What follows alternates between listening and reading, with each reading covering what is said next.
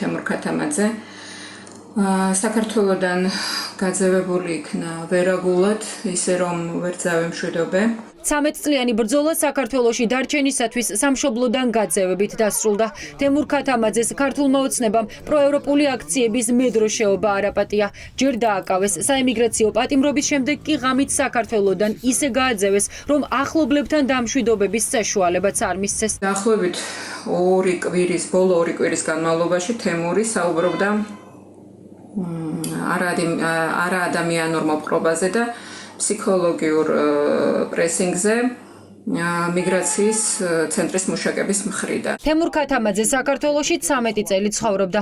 ისტორიულ სამშობლოში მოქალაქეობის მინიჭებაზე სამჯერ უარი უთხრეს. სისტემა მის წინააღმდეგ მას შემდეგ ამუშავდა, რაც რუსული კანონის მიღების გამო ბათუმში მიმდინარე ყველა აქციაზე იდგა და პროტესტის მედროშე იყო. ქათამაძე ჯერ ადმინისტრაციული წესით დააკავეს, ვადის ამოწურვის შემდეგ კი იზოლატორის ეზოშივე მეორედ დააპატიმრეს მის ქვეყანაში არალეგალურად ყოფნის გამო. სამწუხაროდ მიგრაციის დეპარტამენტმა და არჩინაგან საქმეთა სამინისტრომ ჩვენ არ შეგვატყობინა ამასთან დაკავშირებით და შემთხვევით შევიტყვეთ.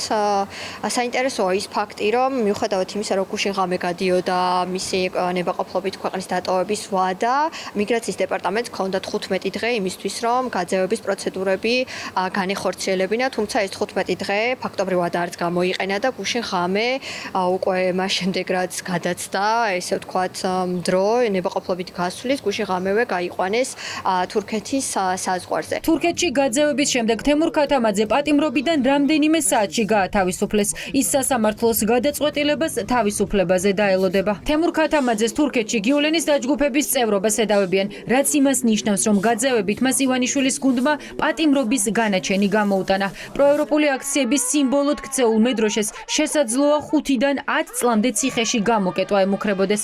მის მეგობრებს ეჭვი არ ეპარებათ, რომ ქათამაძის სახით ქართულმა ოცნებამ დასავლური ღირებულებების ერთგული ადამიანი მოიშორა. თემურ ქათამაძეს არც საქართველოში და არც თურქეთში არაფერი დაუშავებია. ეს არის კაცი, რომელიც თურქეთის, ირანის და აზერბაიჯანის ქართველებისთვის იღწვის, რომ მათ საფუძვლიანად და საყოველთაოდ შეისწავლონ დედაენა, შეინარჩუნონ ქართული იდენტობა, კულტურა და კონდეთ საქართველოს მოქალაქეობა და არ შეიძლებოდა ამ კაცის არანაირად გაწევება თურქეთში. არაფერი არ მიკვირს და არც ის არ მიკვირს, რომ ადამიანი, რომელიც ამდენი ხანია მუხაჯირების თავმავალი, ბატონი თემურ ქათამაძე დროშის დაჭერისთვის, პროტესტში მონაწილეობის გულისთვის დააკავეს სრულიად უკანონოდ. ძალიან არ უყვარს ამ ეგრეთ წოდებულ ხელისუფლებას სიტყვა რეჟიმის ხმარება. პირველი ნიშანი იმის, რომ რეჟიმთან აგვაქვს საქმე, სწორედ ისე, რომ სიტყვა რეჟიმი იგრძალება. თემურ ქათამაძის გაძევებას საქართველოს მეხუთე პრეზიდენტიც გამოეხმაურა.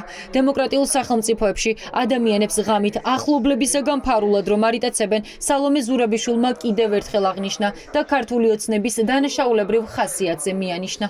ქვეყანა, რომელიც სხვა სახელმწიფოში საკუთარ მოქალაქეს იტაცებს ყოველივე სამართლებრივი პროცედურების უგულებელყოფით, რომელიც ღამით მალულად და მისი დამცველების გაუფრთხილებლად აძევებს თემურ ქათამაძეს.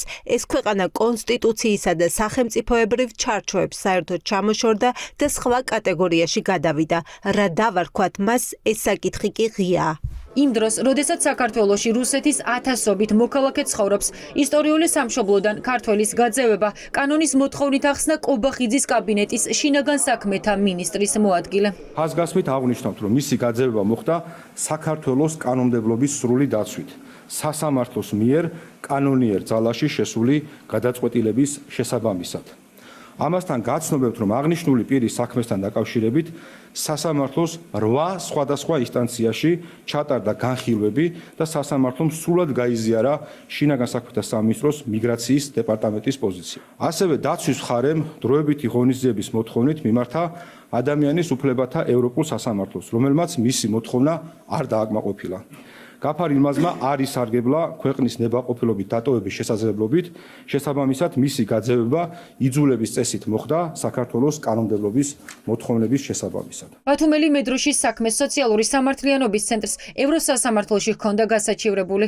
ელოდნენ გაეროს ადამიანის უფლებათა კომიტეტის მიერ ამ საქმის განხილვას, თუმცა შინაგან საქმეთა სამინისტრომ ყველაფერი დაჩქარებული წესით გააკეთა. სოციალური სამართლიანობის ცენტრში ამბობენ, რომ ბათუმელი მედროშის ინტერესების დაცვას მისი თურქეთში გაძევების შემდეგაც გააგრძელებენ.